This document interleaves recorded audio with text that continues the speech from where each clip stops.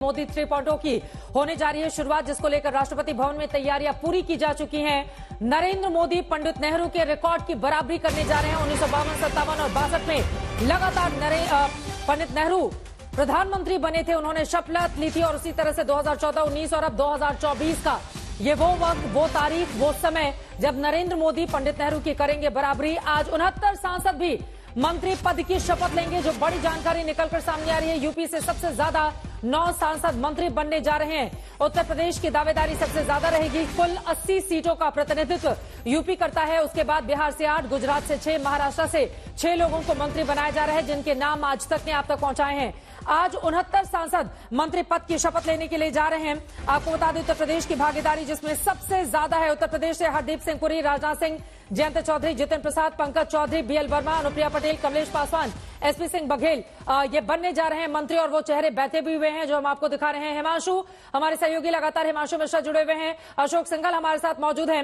हिमांशु, सबसे पहले आपके पास आते हुए, अब तो वक्त बेहद करीब है, 4:30 बज चुके हैं। आगे क्या तैयारी हो रही है? कितनी देर पहले इन तमाम सांसदों को जो मंत्री बनने वाले हैं उनको जाकर अपनी जगह ले लेनी होगी राष्ट्रपति भवन में?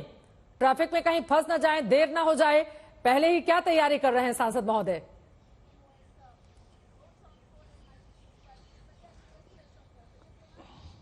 हिमांशु, ऐसा लग रहा है उन तक आवाज नहीं जा रही है। अशोक की आवाज आ रही है, ऑडियो तेज करें।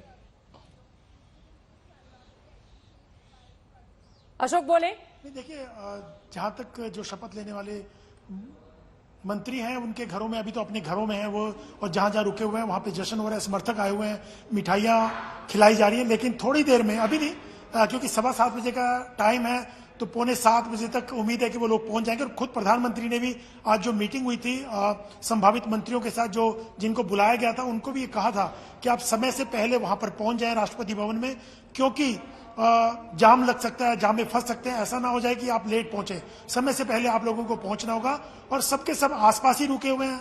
बहुत सारे जो पुराने मंत्री हैं, सांसद हैं, वो तो उनके तो घर हैं, वो तो साथ में। श्वेता सिंह भी हमारे साथ आ रही है, श्वेता को भी जोड़ देते हैं। चित्रा, श्वेता, किस ढंग से तैयारी है? आप तो जाने वाली अंदर, हालांकि मुझको भी जाना था, मैं नहीं जा पा रहा हूं, तो किस ढंग से देखती हैं पूरे इस मंत्रिमंडल को? आज प्रधानमंत्री के साथ भी चाय पे चर्चा हुई, प्रधानमंत्री ने 100 दिन के एजेंडे के बारे में कहा, और खासतौर से कहा कि मीडिया से अनावश्यक तौर से कोई बात ना करे अगर जरूरी ना हो। किस ढंग से देखते हैं? ये तो 2014 से ही ये रवायत शुरू हो गई थी अशोक जी, और अभी भी देखिए वो जारी है। और मुझे लगता है कि कम से कम बीजेपी के अपने जो लोग जो मंत्री बनते हैं वो इस चीज को फॉलो करते हैं। उनको पता भी होगा तो भी आपको वो हिंट तक नहीं देते हैं।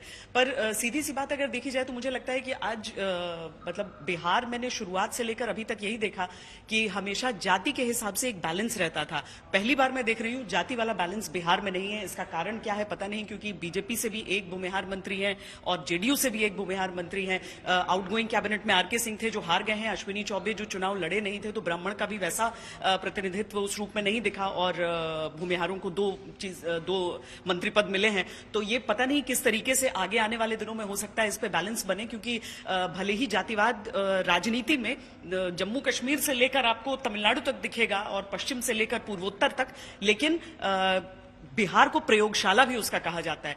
तो अब पता नहीं आगे क्या होगा इसमें, लेकिन आज की तारीख में जो कागज पर है वो तो थोड़ा सा पेचीदा। बिल्कुल सवाल उठ रहे, लेकिन जो मंथन हुआ, पूरा एक्सरसाइज की पिछले कई दिनों से चित्रा, चाहे वो क्षेत्रीय समीकरण हो, जातीय समीकरण हो, तमाम चीजों को बैलेंस करके रखा ही जाता है। और जहां चुनाव होने वाले राज्य हैं, चाहे महाराष्ट्र हो, हरियाणा हो, लेकिन अर्जुन मुंडा हार गए थे, ट्राइबल के मिनिस्टर थे, और बाद में कृषि मंत्रालय भी उनको दिया गया था। लेकिन ज्वेल राम को उनकी जगह मंत्री बनाया गया है ट्राइबल अफेयर्स। अब क्या मंत्रालय देंगे वो देखना पड़ेगा, लेकिन ट्राइबल कम्युनिटी से आते हैं। वाजपेयी गवर्नमेंट में मंत्री थे, 2014 में भी वो ट्राइबल अफेयर्स मंत्री थे, लेकिन 19 में अर्जुन मुंडा को बनाया गया था। श्वेता, किस ढंग से देखती है पिछला जो कैबिनेट था 2019 का और 2024 का जो बनने जा रहा है? क्या फर्क आपको लगता है? सीसीएस में तो बहुत परिवर्तन नहीं दिख रहा है, क्योंकि मेरा ख्याल है कि राजनाथ सिंह तो मुमकिन है रिटेन करें या होम की तरफ जाएं, लेकिन कोर जो है सीसीएस का वो तो सेम रहेगा। उसमें कोई आपको थोड़ा बहुत प्रोटोकॉल फॉलो करके आपको थोड़ा बहुत समझ में आ सकता है। हालांकि इसीलिए संशय हो जाता है कि होम है या डिफेंस, उनको क्या मतलब आरएम होने वाले हैं या एचएम होने वाले हैं, वो चीज देखना है। लेकिन कम से कम वो एक बहुत अहम किरदार उस मंत्रिमंडल में रहेंगे तो पुराने और नए का जैसे जो महाराष्ट्र से एक मंत्री पद एक महिला सांसद को मिल रहा है जिन्होंने सरपंच से शुरुआत की थी और आज भी एक बेहद युवा चेहरा दिखेगा, तो मुझे लगता है युवा और अनुभव का अच्छा मिश्रण है फिलहाल। एक सवाल मेरा श्वेता से है जी अशोक, उन तक मेरी आवाज डायरेक्टली नहीं पहुंच पा रही है, मेरा सवाल उन तक ले जाए। वो कन्याकुमारी गई थी। देखिए दक्षिण भारत के प्रतिनिधित्व को भी किस तरह से बढ़ाया जा रहा है। केरला में एक सांसद जीते लेकिन 2 चेहरों को मंत्रिमंडल में शामिल किया जा रहा है। एक तो जो जीते हैं सांसद महोदय थोड़ी देर पहले ही दिल्ली पहुंचे और भागे भागे दौड़े दौड़े जा रहे हैं वो। दूसरी तरफ अगर तमिलनाडु की बात करें वहां पर जीत नहीं मिली है लेकिन वहां से भी एक चेहरे को यहां पर जगह दी जा रही है। श्वेता अभी कन्याकुमारी से होकर आई हैं, तो जरा पूछिए कि दक्षिण भारत को साधने की ये कौन सी रणनीति है एनडीए की?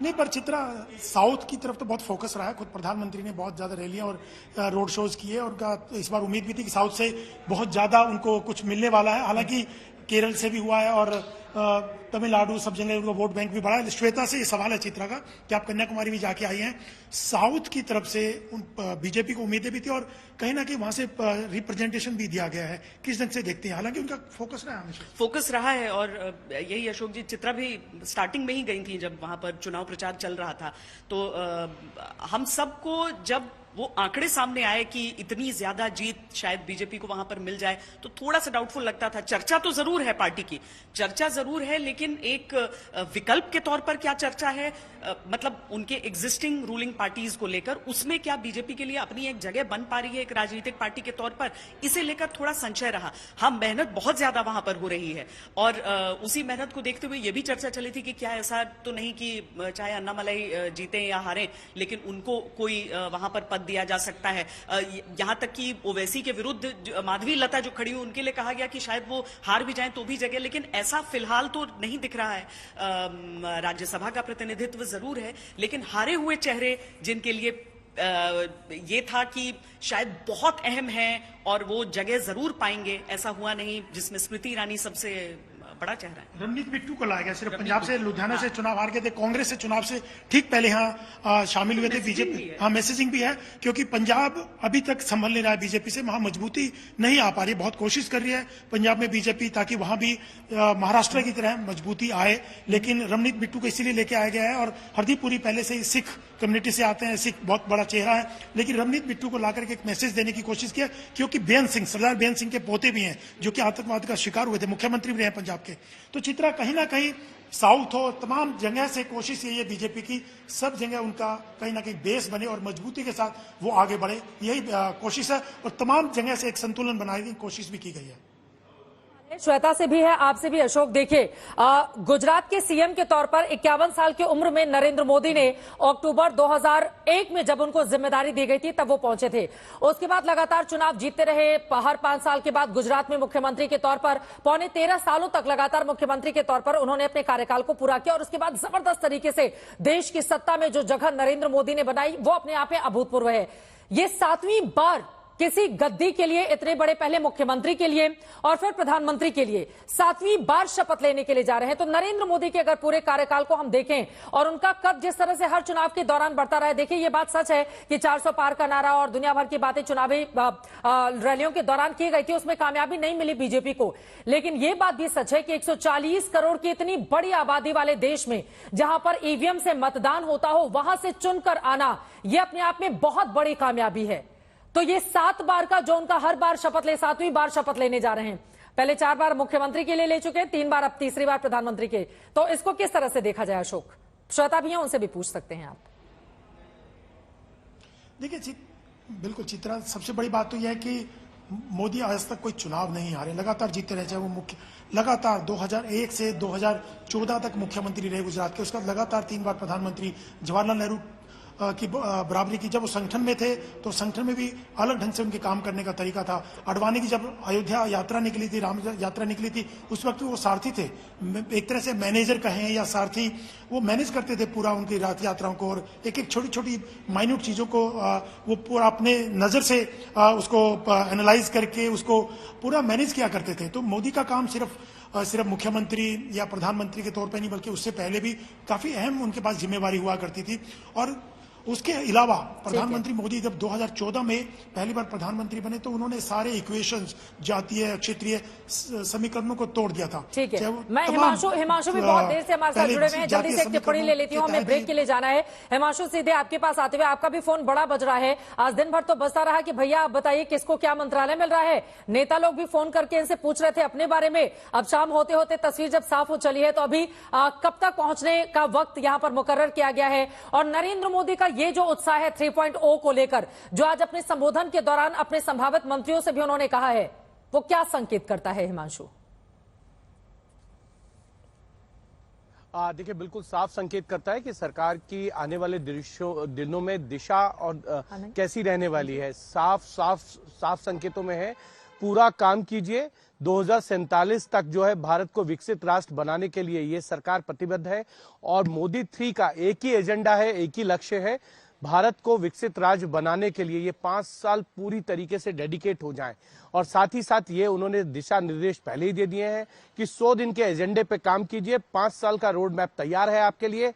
आप जाइए अपने अपने क्षेत्रों में, अपने अपने मंत्रालयों में जाके काम कीजिए। आपके मंत्रालय जो भी आपको मिले, उससे संबंधित जो भी विभाग हो, उन विभागों के अगर कोई प्रोजेक्ट रुके हुए हैं तो उसको जल्द से जल्द 100 डेज में कंप्लीट करने का संकल्प लेके उतरे। आपको अपने ब्यूरोक्रेट्स के साथ, अपने अधिकारियों के साथ सामंजस्य बिठा के काम करना होगा, लेकिन दबाव में नहीं। आप बिना पढ़े किसी फाइल को साइन मत कीजिएगा। आपको कोई भी योजना, कोई भी प्रोजेक्ट शुरू करना है, उसका अगर शिलान्यास आप करते हैं तो उसका उद्घाटन भी आप कीजिए। समय सीमा पहले तय कीजिए और ये इंश्योर कर लीजिए कि कोई भी काम जो है वो उस समय सीमा पर हो जाए जो समय सीमा आपने तय की है। प्रधानमंत्री नरेंद्र मोदी ने कहा कि जनता 10 सालों के बाद भी एनडीए पे भरोसा करती है और यही भरोसे का कारण है कि भारतीय जनता पार्टी के नेतृत्व में जो है एनडीए की तीसरी बार सरकार बनने जा रही है। इस भरोसे पे तीसरी बार एनडीए की सरकार बनने जा रही है, जहां कम वहां हम के फॉर्मूले पर यह सरकार आगे बढ़ेगी और अटल बिहारी वाजपेयी की कविता को लेकर के कदम मिलाकर चलना होगा। और यहां पर जल्दी से एक आंकड़ा देते हुए छोटे से ब्रेक के लिए रुकूंगी। 24 साल में 7वीं बार नरेंद्र मोदी शपथ लेंगे। पहली बार गुजरात के सीएम के तौर पर 7 अक्टूबर 2001 को ली थी, दूसरी बार 22 दिसंबर 2002 को, तीसरी बार 25 दिसंबर 2007 को, फिर 26 दिसंबर 2012 को शपथ ली थी। और उसके बाद वो वक्त आता है 26 मई 2014 को पहली बार बने थे प्रधानमंत्री, शपथ ली थी 30 मई 2019 को। और अब आज की वो तारीख, आज का वो दिन जब पंडित नेहरू के रिकॉर्ड की बराबरी करने जा रहे हैं नरेंद्र मोदी।